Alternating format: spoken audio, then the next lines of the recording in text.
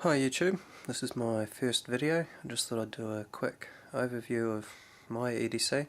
No one's asked for it, but here it is anyway. The ambiguous smartphone, this one's a Samsung X-Cover 2, don't get it. Camera's okay, phone's okay, but the memory in it's no good. Yeah, you can have a couple of apps or a couple of photos, and take your pick. Keys, you'll notice 3 different key rings on here. It's my work key ring, my wife's car key and our house key, and the family car ring keys.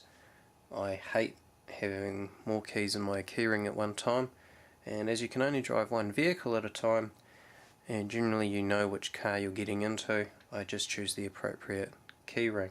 If we're going out with multiple vehicles or something like that, well then I'll take all 3 or just 2 or mix and match, but generally if I'm just leaving in a car I'm just taking 1, not more. I just don't see the need to combine all of those when the only common thing in between them all is the house key, so just separate them out. Leatherman charge, this is actually my second Leatherman charge.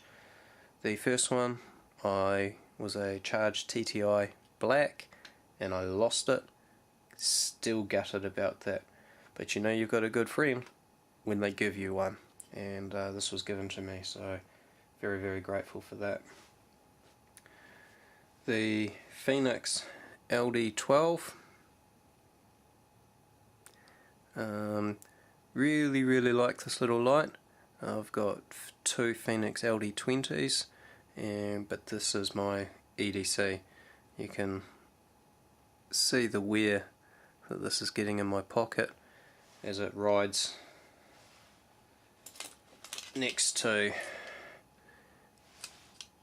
the charge, and that's how I carry it, is like that. And you can see, if I get the angles right, that the plain edge gives the Phoenix a bit of a hard time.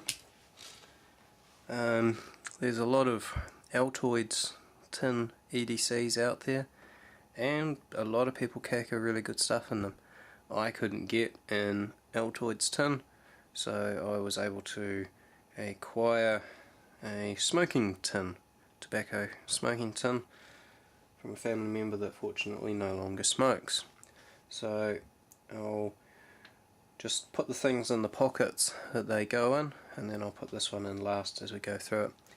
So I'm right-handed, so I keep my tools in my right hand side. So I always keep the torch in the pocket, in my right hand pocket, in the corner for easy carry. My charge is in the top right hand pocket there. That's the quickest to grab. I can grab that and deploy it, or I can know that's smooth, and the serrated edge has a little bit of knurling on the top, so if you pick it up and it's not in your pocket or it's come out and you've dropped it, you can pick it up and go, oh, that's the serrated, no, and that's the smooth. So that goes in there, and that's generally all that I'll carry in that pocket, because generally I'm wearing cargos of some sort. Although if we're going out and we're going somewhere nice, I'm not allowed cargos, then my keys will go in this pocket as well. But generally if I'm wearing cargos, then the keys go in the right cargo pocket. These particular pants, Bisley work pants, they also do pants, and these ones are shorts. The tin goes in the flap under there, and the keys, there's a pocket in behind the cargo pocket and they slip in there. which works really well.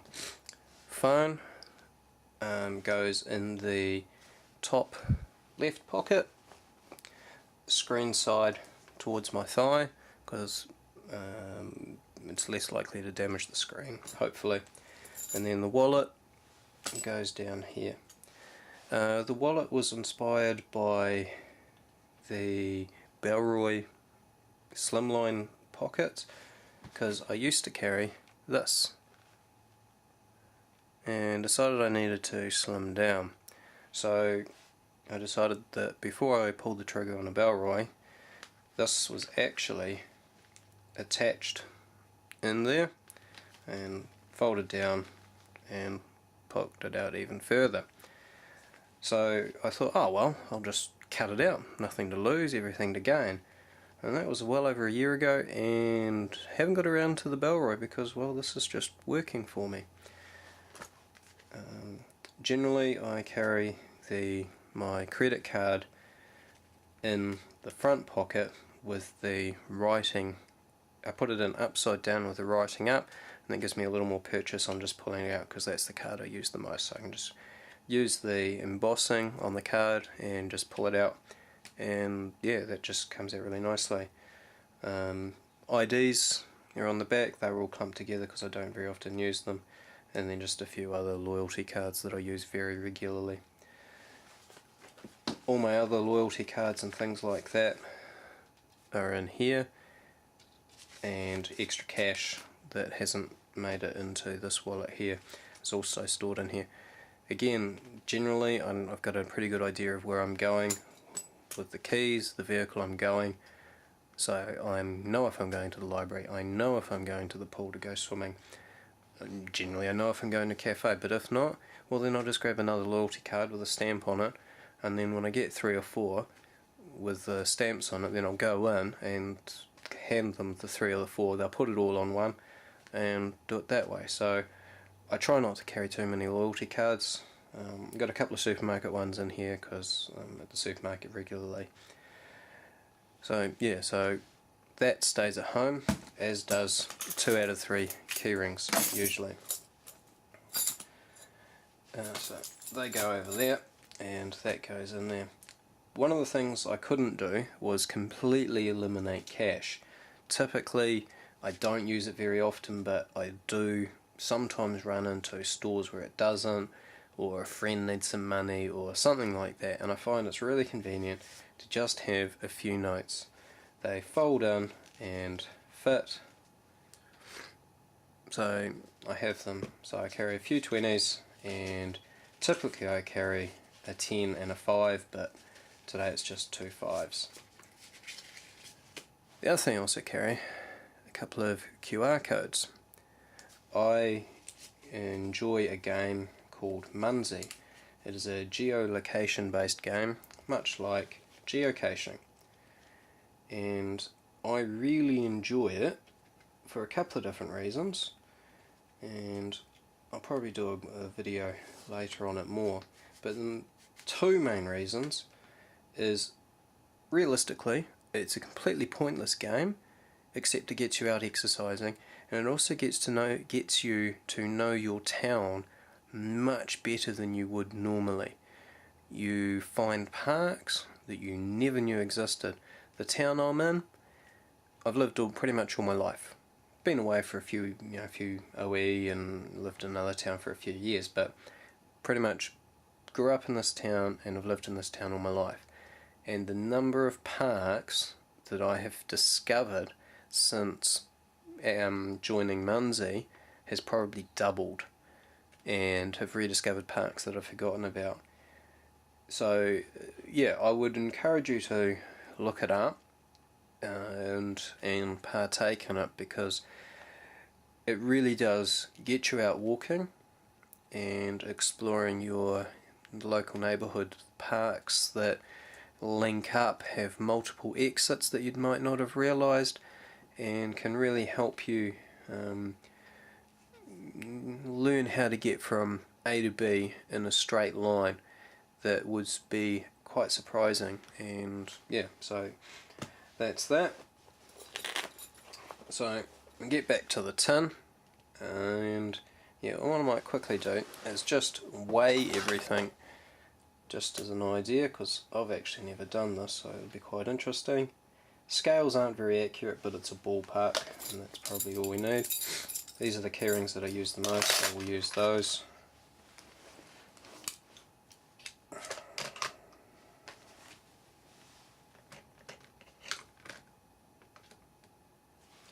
Okay, so that comes to 722 grams, or 20 grams, give or take. Oh no, I zeroed it. Oh, hang on, I'll turn it over and reset it to pounds so that the Americans watching this don't have to convert it, because nobody ever bothers to convert it. I know Americans and the British, I think British, whoever do that, I don't very often convert it, so I just thought I can convert it all in the same video and then nobody has to try and work it out.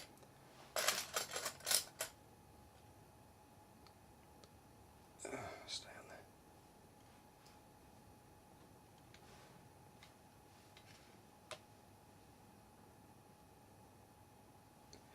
there. Okay, 1 pound and 9 1/4 ounces, apparently. Okay, but I am surprised that all that comes to 722 grams. That is quite a lot, and most of that is probably in the charge and torch, but anyway, there you go. Okay, so this little tin, I've been working on it for probably a couple of years now. This is just my take on it, work phone telling me. Yeah, so this isn't the all and end all, it's just my take on it. Okay, so I've packed a few things in it. A couple of things are a little bit different. Got some toothpicks up here with dental floss in it, because there's nothing more annoying being out at a dinner or, you know, having an apple or something like that and getting some food caught in your mouth. Another thing that I've got, a friend of mine, actually same friend that gave me charge, so a very good friend, he told me that his dad had a trick for getting stuff out of your eye, and it's just a piece of fishing line tied in a knot. And the idea behind that is that you can, you know, it's clean and it's not going to damage your eye and you can pull stuff out. One thing I don't have in here is a mirror, so I'd like to work a mirror into the system, but I don't have one yet, so I'd probably just have to use the forward facing camera on my phone or get somebody to help. Okay, cable ties, I've got 1, 2, 3, 4, 5, 6 joined together with a rubber band and trimmed to length so that they fit in the tin. Recent birthday, I was given a 32 gig USB 3 USB stick, because there have been quite a few times when I've been away or just been out and somebody, at a friend's house or wherever, photos, whatever, some files, and I've had nothing to carry it. So yeah, so USB stick, great. Okay, this one's a little bit different. It comes down to sort of a first aid thing again. It's a hypodermic needle for injecting animals. Well, that was its original purpose. I have used the exact same needles for that purpose and they work very well, but that's not the reason that I carry this one. I carry this one for digging out prickles that I get in my hand, splinters, things like that. People carry tweezers for getting out splinters, and more power to you if they're above the skin. If they're above the skin, the pliers on my charge are good enough for that. Trouble is, 9 out of 10 times when I get a thistle, a prickle, a thorn, whatever splinter, they're well below the skin and I have to dig. Using a normal needle rips the skin. You might be able to tell that the end of this is actually shaped and it slices. So it's less painful to do the digging, and it comes in its own carry case, keeping it protected. A lighter, I haven't bothered with the cable tie thing around there. Yep, still some in it. Because it's in my tin, it's not floating around in my pocket, so I don't bother protecting that. And it's got the kitty lock thing on it. I don't smoke, and I think the only times I've ever used this is lighting candles at people's birthdays. Sounds weird, but hey, at least it gets used. Chapstick, not so much for me. I've got 2 little kids. One in particular gets chapped lips all the time, so it's usually for him. Mini Sharpie just fits perfectly, like it's actually touching both ends. A large safety pin, never used it, but you know, it's there when I do. Now when I was first getting into EDC, one of the things I tried carrying in my large wallet was a Victorinox card. Mistake. The one that I chose had a little light in the top, and the batteries in that just never lasted. It didn't produce anywhere near the light that I was mistaken to believe that it would, and the tools didn't stay in the slot very well. But because the charge doesn't come with scissors, I've taken these out of the card and put them in my wallet, in my tin. Also the pen that came in it I've taken out and put in there. Because the charge has double bit driver, I keep flathead large and small and Phillips large and small. Sorry, flathead, Phillips, both bits are Phillips. Flathead and Phillips. I keep a posi drive and square drive, or Robinson's 1 and 2 bits in my tin, just to increase my capability. Just some paracetamol. I was at a camping store that was having a closing down, and they had little chem lights. I thought, cool. So I grabbed a few, and put it in my EDC. Clear duct tape, just cause. I've heard these referred to as boo-boo kits. Fair enough. So a large plaster and 4 normal ones. These do get used generally on the kids. They're learning to ride at the moment, so they get a few grazers. And just a couple of box cutter blades in there as backup. Typically I do keep my charge knife quite sharp, but can't guarantee it.